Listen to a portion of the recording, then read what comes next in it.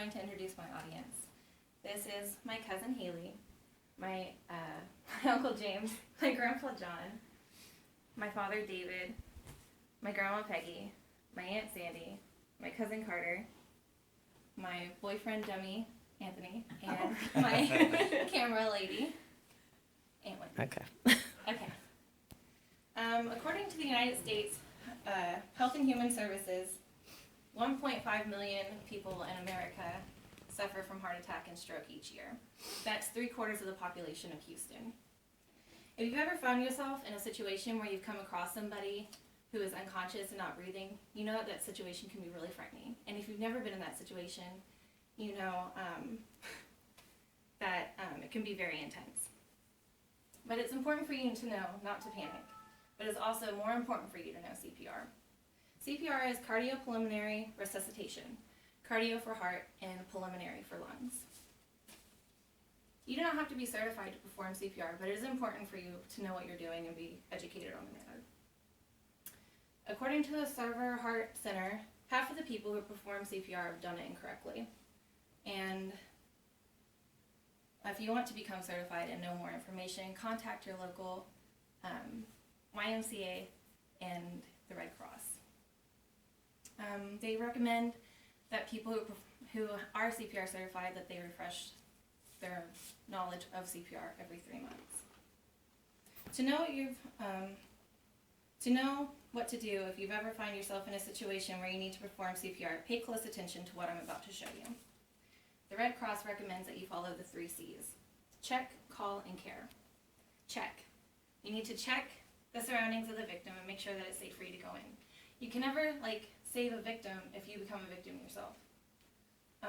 You should look to see how many victims there are, clues as to what may have happened, and see if there are any bystanders who may be able to help you nearby. Whenever it's safe for you to go in, you need to go in and check for responsiveness. Gently shake their shoulders and shout, "Are you okay? Are you okay?" If there's no response, you need to move to the next step. Call for a bystander to call 911. You in the red shirt, call 911. And if there's nobody nearby, you must skip this step for now and move on to care, where we'll go over our ABCs. Airway, breathing, and circulation. To check the airway, you need to gently tilt the head, lifting the chin, and check the mouth for obstructions. If there is anything in there, do a finger sweep to make sure that there are whatever food or debris is in there is removed. But be careful, because you don't want to lodge it deep further in, which is easily happened whenever you're working with younger children. Here you're going to listen and feel by bringing your head close to the nose and the mouth, and observe the body for any liveliness. I love you people! If the person is under cardiac arrest with stroke or heart attack, this is where you only want to use chest compressions. However, if your victim is drowning or has been drowning or is choking, it's important for you to use mouth to mouth, and this is the only time that you will do that. And you will do 2 breaths for every 30 chest compressions. Here you will use, it's recommended that you do 100 beats per minute. And if you're unsure, my coach in high school when I first got certified, Coach Jones, told us that you should always think of the song Staying Alive by the Bee Gees, and that beat will keep you in tune. It can become exhausting whenever you're performing chest compressions. It's always a good idea, if there's a bystander, to have them kneel on the other side of the victim, so that way you can alternate chest compressions whenever one becomes tired.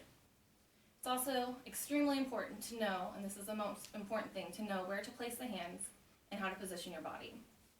You want to place the dominant hand on the sternum in between the nipple line and wrap that hand with your less dominant hand. You need to lock your elbows and put your shoulders above your hands. You want to compress 1/3 to half depth of the chest cavity, and it may break some ribs, but it's better to have some broken bones and save someone's life than to have your victim die. If are alone and it's been 2 minutes and you have been doing chest compressions, CPR, now is the time to call emergency services because there's enough oxygen in their body and they'll be able to handle it better while you're calling emergency services. Do not stop chest compressions until emergency services have arrived and they've told you to stop, or if you see signs of life in the victim. This technique is designed to pump the heart and push blood throughout the body and deliver oxygen. For every minute that the victim does not have oxygen going to the brain is a 10% chance in loss of their life. The CDC says that 92% of people who suffer from cardiac arrest don't make it, but you can be the change. If you go and contact your Red Cross, go online for more information, and contact your local YMCA, you can become knowledgeable and certified. Thank you. Yay! Thumbs up. Oh, he's alive. It worked. Everybody wave. And you have new